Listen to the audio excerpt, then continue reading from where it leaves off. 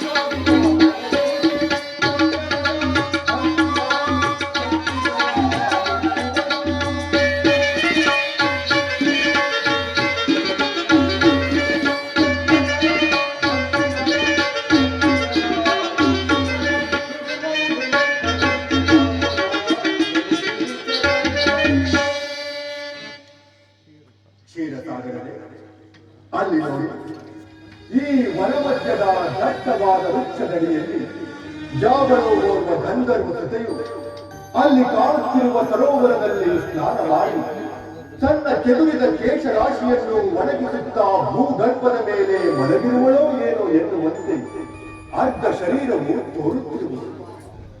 ಅತ್ತ ನೋಡು ಜನಾರ್ದನ, ಯಾವುದೋ ಒಂದು ಜಿಂಕೆಯು ಸರೋವರದಲ್ಲಿ ಈಜಾಡಿದ ಸಂತಾಪವನ್ನು ತಾಳಲಾರದೆ ತನ್ನೆರಡು ಕಾಲುಗಳನ್ನು ಮುಂದಕ್ಕೆ ಚಾಚಿ ತನ್ನ ಸುಂದರವಾದ ನಿಡುನೋಟದಿಂದ ಮತ್ತೆರಡು ಕಾಲುಗಳನ್ನು ಕಣ್ಣಿನ ಪಕ್ಕದಲ್ಲಿರಿಸಿ ಕಣ್ಣನ್ನು ಪಸರಿಸಿ ವೈರಿಯಾದ ಕಿರಾತಕನನ್ನೇ ನೋಡುತ್ತಿರುವುದೋ ಏನೋ ಎನ್ನುವಂತೆ ಕಾಲಿನಲ್ಲೇ ಹಂಟಿಕೊಂಡು ಪ್ರಜ್ವಲಿಸುತ್ತಿರುವ ಕಣ್ಣಿನಿಂದ ಕೂಡಿದ ಇನ್ನೊಂದ ಶರೀರವು ಆಶ್ಚರ್ಯಕರವಾಗಿ ಕಾಣುತ್ತಿರುವುದಲ್ಲವೇ?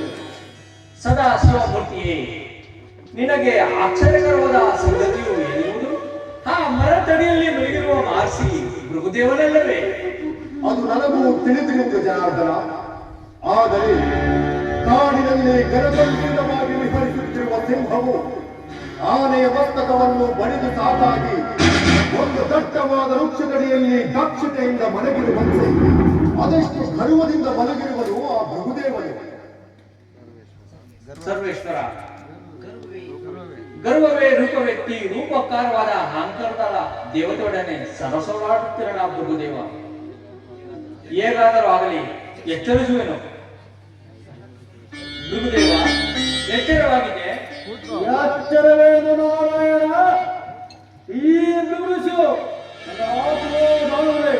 ಯಾವ ಎಚ್ಚರವಾಗಿ ಇರುವುದು ಅದಿರದೆ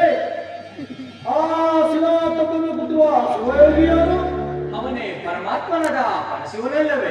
ಸರ್ಪದೇವ ಪರಮಾತ್ಮನ್ಯಾರು ಪರಶಿವನ್ಯಾರು ಇನ್ನೂ ಚಿಕ್ಕವರು ನಿಮಗೆ ಯಾವುದೇ ತಿಳಿಯದು. ಆಗಿರಲೇ ಭೌಮ ಸಂಭ್ರಮದಿಂದ ಎಲ್ಲಿಗೆ ಹೋಗುತ್ತಾ ಕುಳಿತಿರುವುದೇ? ದೇವ, ಗಂಧರ್ವರು ಈ ಜಗತ್ತಿನಲ್ಲಿ ಜಗತ್ತಿನ ಕಲ್ಯಾಣಕ್ಕಾಗಿ ಶಿವಶಸ್ತ್ರ ಪೂಜೆಯನ್ನು ಮಾಡುತ್ತಿದ್ದಾರೆ. ಆ ಯಾಗದ ಅಗ್ರ ದೇವನಾದ ಸಂಬಶಿವ ಮೂರ್ತಿಯನ್ನು ಕರೆದುಕೊಂಡು ಹೋಗಬೇಕಾದರೆ ಹೀಗೆ ಹೋಗುತ್ತಾ ದಾರಿಯಲ್ಲಿ ತಮ್ಮ ದರ್ಶನವಾಗಿತ್ತು. ಗರ್ಭವೇ ಸೇರದಿರುವ ಗೌರಿಯ ಪತಿಯೊಡನೆ ಇಲ್ಲಿ ಬಂದು ಕುಳಿತುಕೊಂಡೇನು. ಎಲ್ಲಿ ನಿಮ್ಮನ್ನು ಎಚ್ಚರಿಸಿದ ಋಣಕ್ಕಾಗಿ ನಿಮ್ಮ ಪಾದಗಳನ್ನು ಒತ್ತಿ ಮುಂದೆ ಹೋಗುವೆನು. ಮಹಾ ಸಂತೋಷ ಲಕ್ಷ್ಮೀ ಕಂಡೆ ನಿನ್ನ ವ್ಯಕ್ತಿ ಮೆಚ್ಚಿದನೋ ಲಕ್ಷ್ಮೀಶ ಕಂಡೆ ಕಂಡೆ ನೀನನ್ನು ಕೂಡಿದ ಹದ್ದಿನ ಹೇತವನ್ನು ಆ ಪರಶಿವನ ಮನೆ ಗಂಡಿಗಿದ್ದನು. ನನ್ನ ಪಾದಗಳನ್ನು ತಂದುಕೊಂಡು ನೀ ತಂದನಾದೆ. ಎಲೆ ಸದಾಶಿವ ಮೂರ್ತಿ ನೀನೇಕೆ ಮೌನವಾಗಿ ಕೊಟ್ಟಿರುವೆ? ಮೌನವಲ್ಲದೆ ನಿನ್ನೊಡನೆ ಮಾತೆಯನ್ನು ಗುರುದೇವ.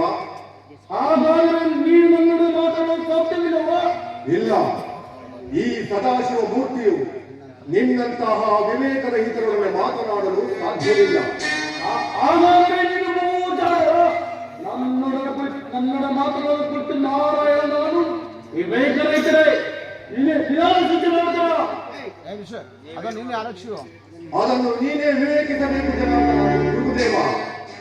ಕಾಡಿನಲ್ಲಿ ದಟ್ಟವಾಗಿ ಬೆಳೆದಿರುವ ಬಿದಿರುಗಳು ಒಂದಕ್ಕೊಂದು ತಿಕ್ಕಾಡಿ ಅದರಿಂದ ಉಂಟಾದ ಅಗ್ನಿಯು ಇಡೀ ಕಾಡನ್ನೇ ದಹಿಸುವಂತೆ ನಿನ್ನ ವಿಷಯಾನಂದಗಳು ನಿನ್ನ ಜೀವಾತ್ಮನ ಪೊರೆಯ ಮೇಲೆ ಒಂದು ಭಯಂಕರವಾದ ಹಾವಿನ ಮೈಬಣ್ಣವನ್ನು ಹೊಂದಿರುವ ಉತ್ತದ ಮಣ್ಣಿನಂತೆ ದಿನೇ ದಿನೇ ನಿನ್ನ ರಾಜಸದ ಗುಣವೆಂಬ ನಿನ್ನ ಅಹಂಕಾರವು ನಿನ್ನ ಮೈಬಣ್ಣವನ್ನು ಮುಚ್ಚುತ್ತಿದೆ.